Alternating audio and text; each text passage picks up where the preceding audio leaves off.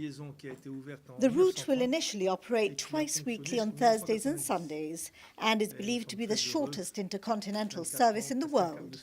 The initiative forms part of the government's policy to strengthen and build links with Morocco. Well, Christian, of course, the government is extremely excited about the fact that we're opening links between Tangier and Gibraltar. As you also know, Gibraltar has had historically links with Morocco since the 1930s, and specifically with Tangier. This opens up fresh opportunities for tourism and leisure, but also, as I mentioned to you earlier today, the fact that this is part of a wider strategy by the government, not just to develop touristic links, critical as those are, but also to promote links in terms of financial services and business opportunities.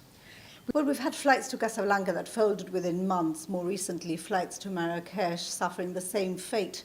Why do you think this one will be any different? I may take your points in turn. The first one, I believe, related to a route that started in 1999 with an airline that was private. That was well before my time, so I could not tell you why the particular route failed. Certainly in respect of the Marrakesh flight, as I've said before, in fact, to GBC, that was a private venture, and therefore that question will have to be asked them. As you know, the extent of the government involvement at that was simply to support them with marketing. The government and Royal Air Maroc have been in negotiations for months. During this time, they say, there's been plenty of data sifting and number crunching. Market research looking at the target audience has also been carried out.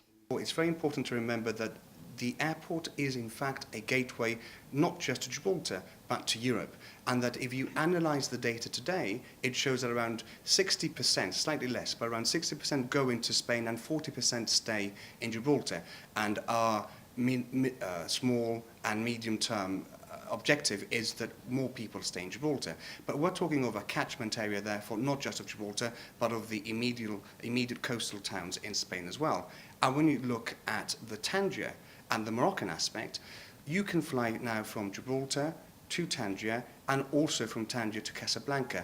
That will mean that the catchment area in terms of Morocco is extremely large, and people that fly from Gibraltar to Tangier as a one-stop and then to Casablanca, from there with the Royal Air Maroc network, they can also fly to other parts of the world. And the timings have been chosen precisely so that people can take advantage of that opportunity. So just how important is a free-flowing frontier for the success of these ventures? Well, as I just said, the fact that 60% of passengers go into Spain means that we do want a free-flowing frontier. But very interestingly, notwithstanding the actions, as you know, which are disproportionate and we say illegal at the border, the number of people using the airport and going to Spain has not lessened, even though the Spanish government has tried their very best. The government is confident Gibraltar can cope with an increase in flights even before the airport tunnel is completed. The initial contact for this initiative was number 6. When it comes to air travel initiatives, the Minister for Tourism and Transport continues holding his cards close to his chest. Well, Christian, I think it's fair to say that the government has moved quite expeditiously in terms of air route development. We have a new Birmingham route, we announced a new Bristol route for next year, and now we've announced a Gibraltar-Tangier route also for the end of March of next year. So that averages 1 new air link per year. As new announcements are ready to be announced, I shall announce them. Whether it's for business or pleasure, in just half an hour and for around €100, you can find yourself shopping in the souk or drinking a mint tea while enjoying the sights and sounds of Morocco. Christine Vasquez for GBC in Casablanca.